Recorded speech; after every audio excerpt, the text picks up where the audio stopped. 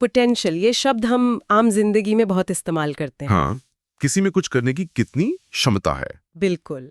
और फिजिक्स की दुनिया में चार्जेस की कहानी में भी पोटेंशियल का मतलब कुछ कुछ ऐसा ही है ना? एग्जैक्टली ये हमें एक तरह का कह सकते हैं एनर्जी लैंडस्केप या ऊर्जा का नक्शा समझने में मदद करता है। एनर्जी लैंडस्केप, वाह! तो आज हम इसी नक्शे को समझने निकले हैं और ये भी देखेंगे कि कैसे इस नक्शे का इस्तेमाल करके हम चार्ज को स्टोर करने वाले डिवाइसेस बना सकते हैं। तो मतलब हमारी आज की चर्चा के दो मुख्य स्तंभ हैं, इलेक्ट्रोस्टैटिक पोटेंशियल और कैपेसिटेंस। बिल्कुल। और मुझे लगता है इस पूरी कहानी में एक फंडामेंटल आइडिया बार बार सामने आएगा। कौन सा? कि जब भी कोई एक्सटर्नल फोर्स किसी चीज पर काम करता है तो वो वर्क डन उस चीज में पोटेंशियल एनर्जी के रूप में जमा हो जाता है। और ये बात चार्जेस की दुनिया पर बिल्कुल सटीक बैठती है। जैसे ग्रेविटी और स्प्रिंग फोर्स कंजर्वेटिव फोर्सेस हैं, हाँ, वैसे ही दो रुके हुए कूलम फोर्स के बीच लगने वाला कूलम फोर्स भी एक कंजर्वेटिव फोर्स है। एक मिनट, कंजर्वेटिव फोर्स का मतलब यहाँ ये है कि रास्ते से कोई फर्क नहीं पड़ता है ना? सही। मतलब आप एक चार्ज को पॉइंट ए से बी तक सीधा ले जाएं या घुमाकर, अगर शुरुआती और आखिरी पॉइंट वही है तो किया गया काम यानी वर्क डन। बिल्कुल सही पकड़ा, पाथ इंडिपेंडेंट वर्क डन। अच्छा, और इसकी एक बड़ी वजह यह है कि ग्रेविटी और कूलम फोर्स दोनों ही इनवर्स स्क्वायर लॉ का पालन करते हैं। यानी फोर्स दूरी के स्क्वायर के इनवर्सली प्रोपोर्शनल होता है। हाँ, इसीलिए इन दोनों की कहानियों में इतनी समानताएं दिखती हैं। चलिए तो फिर इसी समानता का फायदा उठाते हैं। इसे समझने के लिए ग्रेविटी का उदाहरण लेते हैं। ठीक है। सोचिए, एक गेंद को जमीन से ऊपर उठाने में जो हम काम करते हैं वो गेंद में ग्रेविटेशनल पोटेंशियल एनर्जी के रूप में स्टोर हो जाता है। और जैसे ही हम उसे छोड़ते हैं वही पोटेंशियल एनर्जी काइनेटिक एनर्जी में बदल जाती है और गेंद नीचे गिरती है। तो अब इसी विचार को इलेक्ट्रोस्टैटिक फील्ड पर लागू करते हैं। बिल्कुल। एक इलेक्ट्रिक फील्ड में जब हम एक टेस्ट चार्ज को एक पॉइंट से दूसरे पॉइंट पर ले जाते हैं तो फील्ड के खिलाफ हमें कुछ काम करना पड़ता है। और यही वर्क डन उस चार्ज में इलेक्ट्रोस्टैटिक पोटेंशियल एनर्जी के रूप में जमा हो जाता है। सही। लेकिन इसमें एक पेच है ना? ग्रेविटी में तो मास हमेशा पॉजिटिव होता है और फोर्स हमेशा अट्रैक्टिव होता है। हाँ। लेकिन चार्जेस तो पॉजिटिव और नेगेटिव दोनों हो सकते हैं। तो यहाँ पोटेंशियल एनर्जी की कहानी थोड़ी और दिलचस्प हो जाती होगी। बहुत अच्छा पॉइंट उठाया आपने। अगर आप एक पॉजिटिव चार्ज को दूसरे पॉजिटिव चार्ज के पास ला रही हैं तो वो एक दूसरे को रिपेल करेंगे। तो आपको जबरदस्ती काम करना पड़ेगा। हाँ, और सिस्टम की पोटेंशियल एनर्जी बढ़ेगी।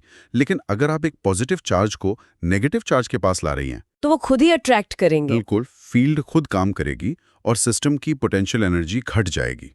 ये अट्रैक्शन और रिपल्शन का खेल ही पूरी कहानी को मजेदार बनाता है। तो ये इलेक्ट्रोस्टैटिक पोटेंशियल एनर्जी डिफरेंस क्या है? इसे एक उदाहरण से समझते हैं। जरूर।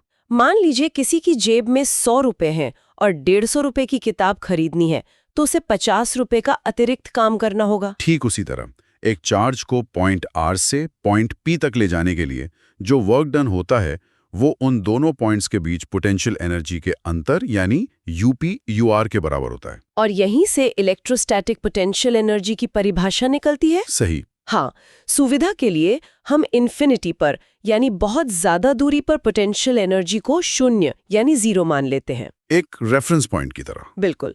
तो किसी भी पॉइंट पर पोटेंशियल एनर्जी का मतलब है उस चार्ज को इन्फिनिटी से उस पॉइंट तक लाने में किया गया वर्क डन। इसकी एसआई यूनिट तो जूल होगी। हाँ, जूल। और एटॉमिक लेवल पर हम एक और छोटी यूनिट इस्तेमाल करते हैं, इलेक्ट्रॉन वोल्ट। और यहीं पर एक और मिलता जुलता लेकिन बहुत महत्वपूर्ण कॉन्सेप्ट आता है, इलेक्ट्रोस्टैटिक पोटेंशियल, जिसे हम V से दिखाते हैं। ये पोटेंशियल एनर्जी U से अलग कैसे है? ये एक बहुत जरूरी सवाल है। पोटेंशियल एनर्जी U उस चार्ज की प्रॉपर्टी है जो फील्ड में घूम रहा है। अच्छा। लेकिन पोटेंशियल V उस जगह की, उस पॉइंट की प्रॉपर्टी है। इसका मतलब है work done per unit charge, यानी V = UQ। इसे थोड़ा और आसान करेंगे? हाँ, इसे ऐसे समझिए। पोटेंशियल एनर्जी बताती है कि 10 कूलम के चार्ज को लाने में कितना काम हुआ, जबकि पोटेंशियल बताता है कि उस पॉइंट पर किसी भी चार्ज को लाने में पर कूलम कितना काम करना पड़ेगा। अच्छा, तो V उस पॉइंट पर इलेक्ट्रिक फील्ड की एक करैक्टरिस्टिक है, उस सिस्टम की एक एबिलिटी को दिखाता है, चाहे वहां कोई चार्ज रखा हो या ना रखा हो। प्रिसाइसली, वो उस जगह की एनर्जी कॉस्ट है। अब अगर हम इसे गणित की भाषा में देखें तो एक पॉइंट चार्ज Q की वजह से R दूरी पर पोटेंशियल V का फॉर्मूला है V = KQR। ये फॉर्मूला देखने में बहुत सिंपल है, पर इसका मतलब बहुत गहरा है। क्या मतलब? इसका मतलब है कि ब्रह्मांड में हर एक चार्ज पार्टिकल, हर प्रोटॉन, हर इलेक्ट्रॉन का असर अनंत तक फैला हुआ है। वो अपने चारों ओर एक पोटेंशियल फील्ड बनाता है जो कभी शून्य नहीं होता, बस दूरी के साथ कम होता जाता है। एक अदृश्य जाल की तरह जो सब कुछ एक दूसरे से जोड़ता है। क्या बात है, बिल्कुल। और अगर एक से ज्यादा चार्जेस हो तो क्या होगा? यहाँ फिजिक्स का एक बहुत ही खूबसूरत और सरल नियम काम आता है, सुपरपोजिशन प्रिंसिपल। अच्छा। किसी भी पॉइंट पर कई चार्जेस के कारण जो कुल पोटेंशियल होता है वो उन सभी चार्जेस के अलग अलग पोटेंशियल का सिंपल अलजेब्रिक सम होता है। V total = V1 + V2 + V3। हाँ, और क्योंकि पोटेंशियल एक स्केलर क्वांटिटी है, इसमें डायरेक्शन का कोई झंझट नहीं, तो इन्हें जोड़ना बहुत आसान है। एक बात जो मुझे हमेशा से परेशान करती है वो ये कि हम एब्सोल्यूट पोटेंशियल की बात करते हैं V = KQR, लेकिन असल में तो पोटेंशियल डिफरेंस ही मायने रखता है ना? बिल्कुल। व्हाट्स फैसिनेटिंग हियर इज कि असल में पोटेंशियल डिफरेंस ही असली खिलाड़ी है। एक अकेली वैल्यू का कोई मतलब नहीं जब तक आप उसे किसी और वैल्यू से कंपेयर ना करें। जैसे पानी ऊंची जगह से नीची जगह की तरफ बहता है। एग्जैक्टली। चार्ज हमेशा हाई पोटेंशियल से लो पोटेंशियल की तरफ बहता है। बिना पोटेंशियल डिफरेंस के कोई करंट नहीं, कोई एक्शन नहीं। हमारे घरों में जो 220 वोल्ट की सप्लाई आती है, वो असल में दो तारों के बीच का पोटेंशियल डिफरेंस ही है। बिल्कुल।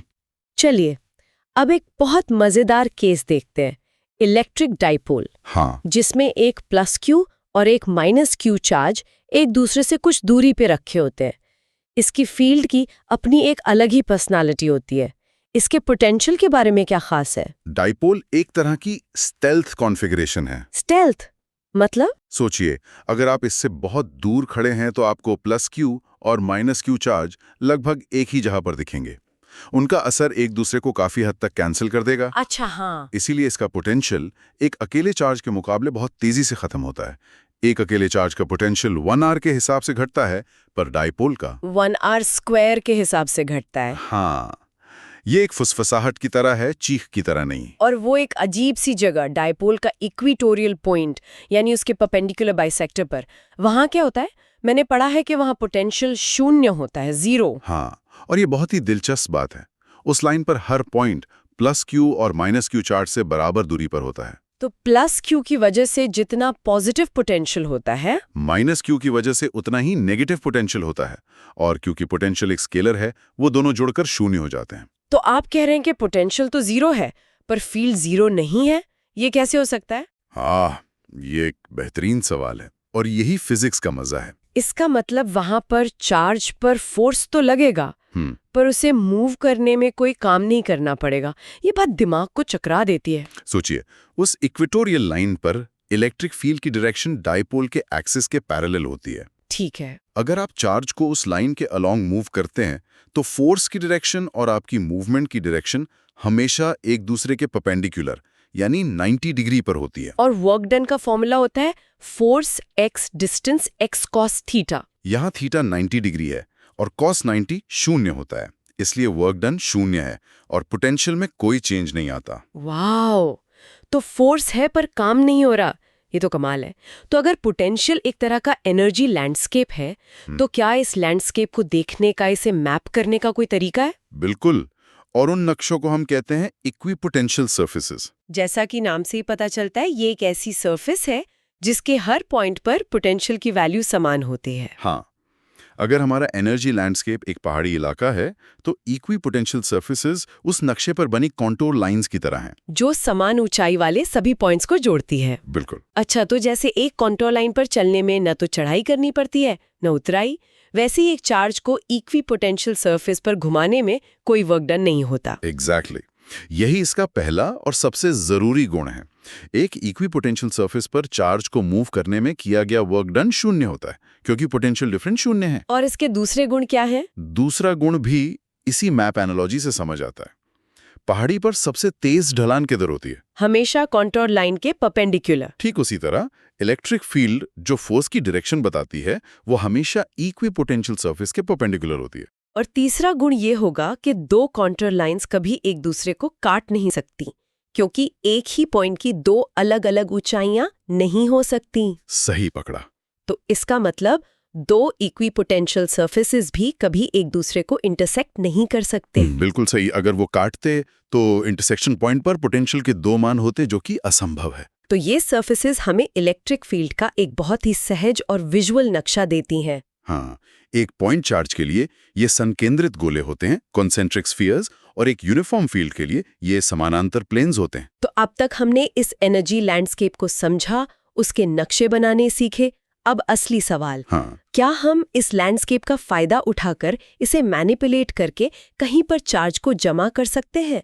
एक तरह का पोटेंशियल वैली या ऊर्जा का तालाब बना सकते हैं? यही तो अगला कदम है। और इसी सोच ने एक बहुत ही चालाक डिवाइस को जन्म दिया, जिसे हम कैपेसिटर कहते हैं। कैपेसिटर, ये तो हर जगह है। पंखे का कंडेंसर, कैमरे का फ्लैश। कंप्यूटर की मेमोरी तक, हर जगह। कैपेसिटर असल में पोटेंशियल के साथ खिलवाड़ करके ही चार्ज को जमा करता है। तो ये काम कैसे करता है? इसका सिद्धांत क्या है? इसका सिद्धांत बहुत ही एलिगेंट है। चलिए इसे स्टेप बाय स्टेप समझते हैं। ठीक है। सबसे पहले एक अकेली कंडक्टर प्लेट ए लीजिए और उसे चार्ज देते जाइए।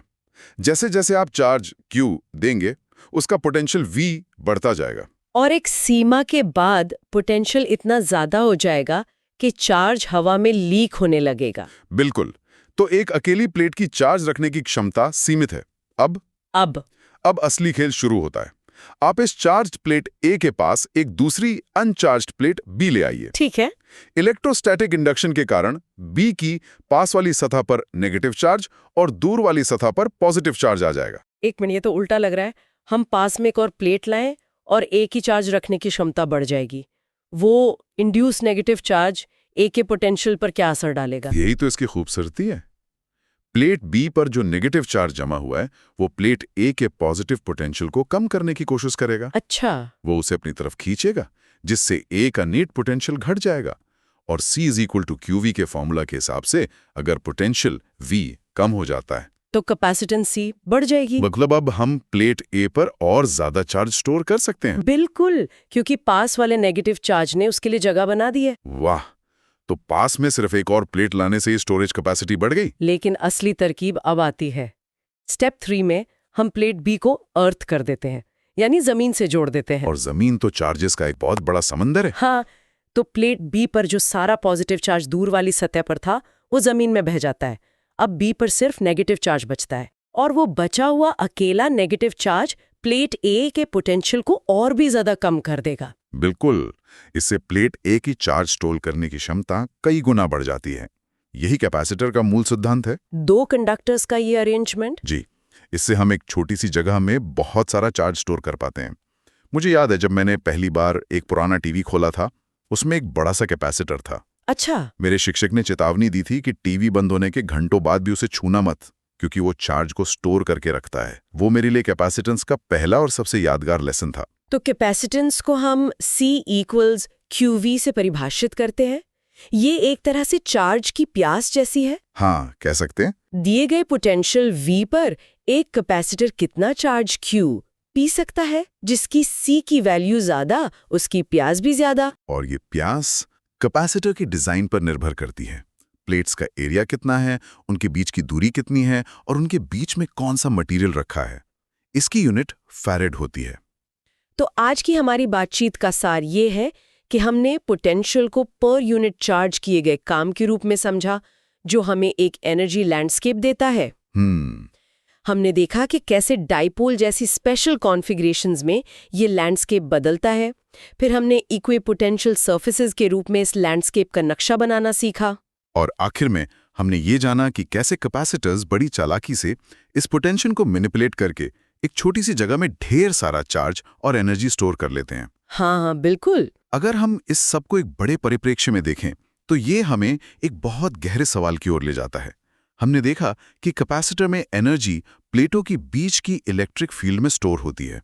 प्लेटों के बीच खाली जगह में। हाँ, ये इस विचार की ओर इशारा करता है कि ऊर्जा सिर्फ कणों या मैटर का गुण नहीं है, बल्कि ये खाली जगह यानी स्पेस में भी मौजूद हो सकती है, जहां भी कोई फील्ड मौजूद हो। तो ये स्पेस और एनर्जी की प्रकृति के बारे में क्या संकेत देता है? सोचने वाली बात है।